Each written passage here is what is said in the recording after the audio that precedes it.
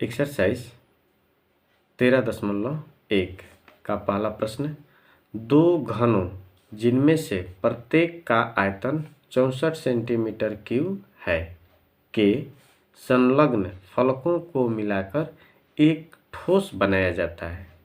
इससे प्राप्त घनाभ का पृष्ठीय क्षेत्रफल ज्ञात कीजिए। ठीक है, यानी कि दो घन हैं जिसमें प्रत्येक यानी एक घन का आयतन 64 सेंटीमीटर क्यूब और दूसरे घन का भी आयतन 64 सेंटीमीटर क्यूब, दोनों को एक साथ सटा दिया जाता है तो एक घनाभ बनता है। उस घनाभ का पृष्ठीय क्षेत्रफल हम लोगों को ज्ञात करना है। ठीक है, चलिए इसको अब हम लोग हल करते हैं। देखिए यहाँ पे प्रश्न लिखा हुआ है, एक्सरसाइज 13.1 का पहला प्रश्न है। प्रश्न के अनुसार हम लोग क्या करते हैं, इसको हल करते हैं। सबसे पहले घन,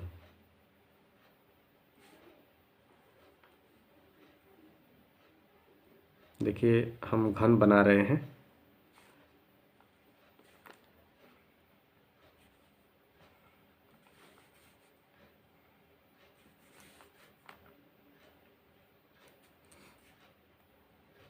ठीक है, एक घन हुआ और इसके ठीक बगल में एक और घन बना देते हैं।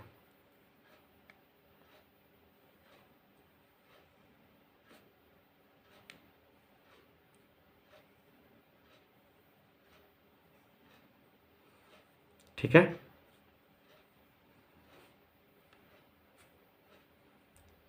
दो घन हो गया और क्या कह रहा है, इस घन को सटा करके जोड़ करके इसके संलग्न फलक को जोड़ करके एक घनाभ बना दिया जाता है। देखिए घनाभ बना दे रहे हैं।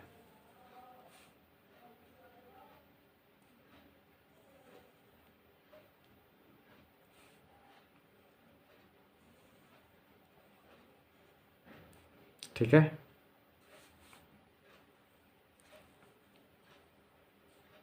ठीक, देखिए तो एक ये घन है, एक ठो ये घन है और दोनों को सटा करके एक ठो घनाभ बना दिया गया। इसका कह रहा है कि आयतन कितना है जी, 64 सेंटीमीटर क्यूब। इसका भी उतना ही है, 64 सेंटीमीटर क्यूब। ठीक है, सिर्फ प्रश्न में ही दिया हुआ है। ठीक है, देखिए अब इसको हल करते हैं। लिखेंगे चूंकि दिया गया है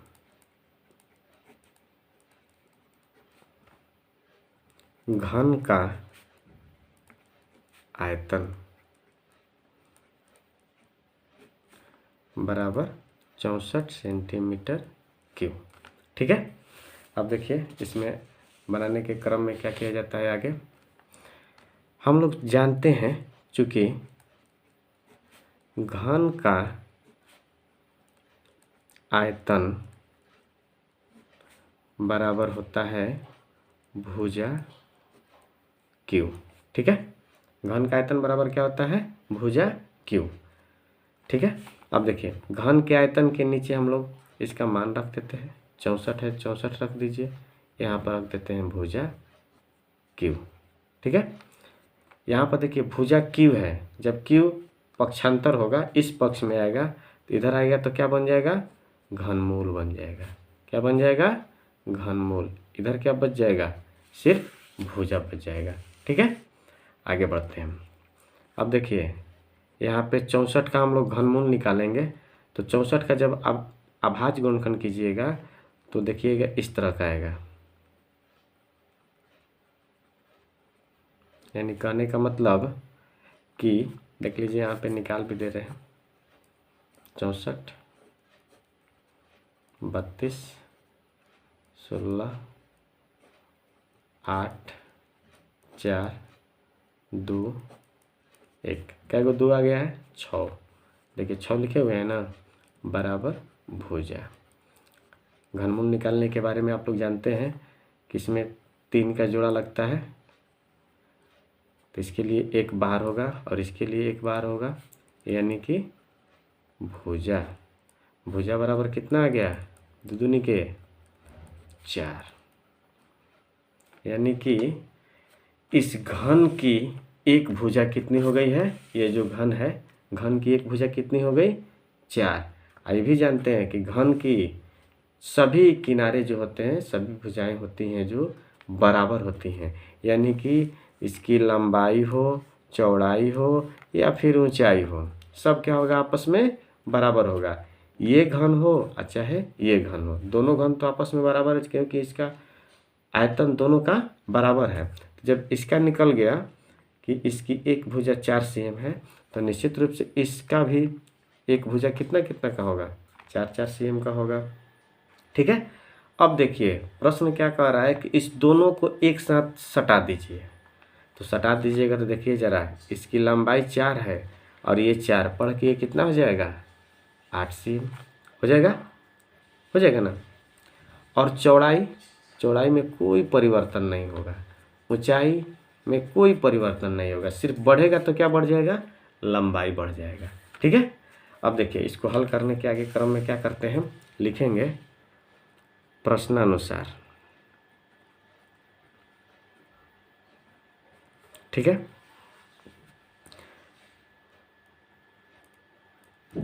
घनाभ की लंबाई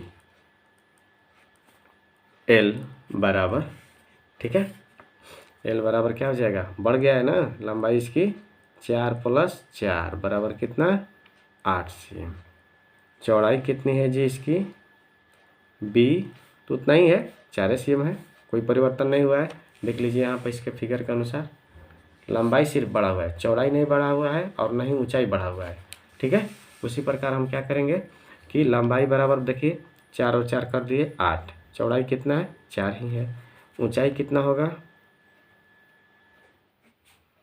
h बराबर 4 ही cm। इसलिए घनाभ